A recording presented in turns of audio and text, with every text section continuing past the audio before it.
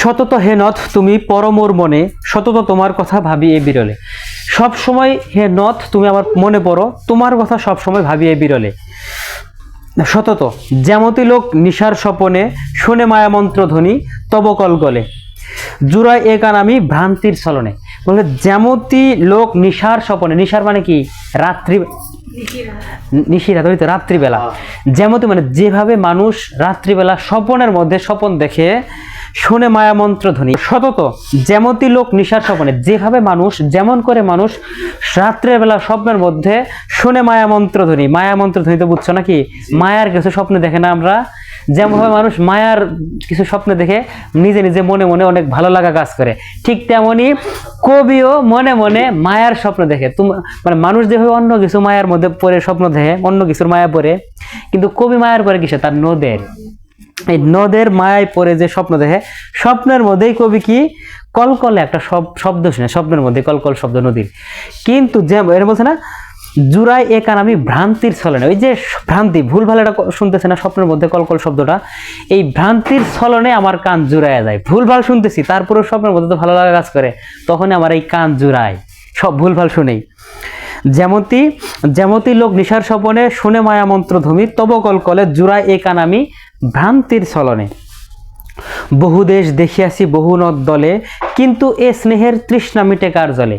মানে যেহেতু ফ্রান্সে গেছে, এখানে অনেক জায়গায় ঘুরছে, অনেক নদ নদী দেখছে, তাই না, অনেক নদী দেখছে, অনেক নদীর কলকলের শব্দ শুনছে, অনেক নদীতে নামছে, কিন্তু এই যে একটা মাতৃভূমির যারা স্নেহের তৃষ্ণা, এটা মিটে কার জলে, একমাত্র কপোতাক্ষ নদের জলে এটা মিটবে, আর কোনো কিছু দ্বারা মিটবে না। তারপর হ্যাঁ, নদ তো অবশ্যই আছে, কপোতাক্ষ নদ এখনো আছে। আচ্ছা, তারপরে দেখো, তাহলে বলছি কি এখানে বহু দেশ দেখে আসি বহু নদ দলে, কিন্তু এ স্নেহের তৃষ্ণা মিটে কার জলে। দুগ্ধ স্রোতরূপী তুমি জন্মভূমির স্তনে। কথা বুঝতে পারছো তো, দুগ্ধ স্রোতরূপী তুমি জন্মভূমির স্তনে। জন্মভূমির যে মা যেমন তার সন্তানকে বুকের দুধ খাওয়া, স্নেহ দিয়ে মায়া ভরা দিয়ে দুধ খাওয়া লালন পালন করে না, ঠিক তেমনি দুগ্ধ স্রোতরূপী তুমি জন্মভূমির স্তনে। তুমি তার মানে ওই জন্মভূমিটাকে মা ডাকছে, এই জানো জন্মভূমি তো মায়ের সমান, যে ঠিক তেমনি এই যে সন্তানকে যেমন লালন পালন করে দুধ খাওয়ে, এই নদীকে এবং মাতৃভূমিকে কবি এটাই বলছে। বুঝতে পারছো, মায়ের সাথে তুলনা করছে স্নেহ এবং লালন করা। তারপরে আর কি, এখন এতটুকু কি বললাম আমরা, অষ্টক পড়লাম, অষ্টক পড়ার পর এখন পড়বো ষটক। ভাবের প্রবর্তনা পড়লাম, এখন ভাবের পরিণতি করবো। প্রবণতা বুঝো যে এই অবস্থা, এখন ভাবের পরিণতি পড়বো। এই পরিণতির মধ্যে কি আছে, এখন এই ঘটনার পরে তার পরিণতিটা কি হয়েছে, এই ষটকের মধ্যে তার পরিণতি কি হয়েছে। আর কি হবে দেখা যতদিন যাবে, প্রজারূপে রাজরূপ সাগর দিতে, বাড়িরূপ করো তুমি এই মিনতি গাবে। আরও কি তোমার সাথে দেখা হবে, ওই যে বাংলাদেশে যে নদী আছে, সকল নদীর সাথে কি একটা সাগরের কানেকশন আছে না, এখানে সকল নদীকে কি বলা হয়েছে, প্রজা, এবং রাজা বলা হয়েছে কাকে, সাগরকে।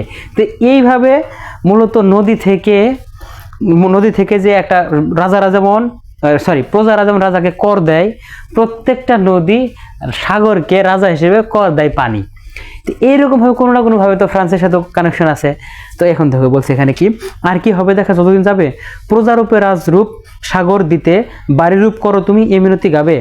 বঙ্গ জননের কারণে সখে সখারিতে, তার নাম এ প্রবাসে মজি প্রেমভাবে, লইছে যে নাম তবে বঙ্গের সঙ্গীতে।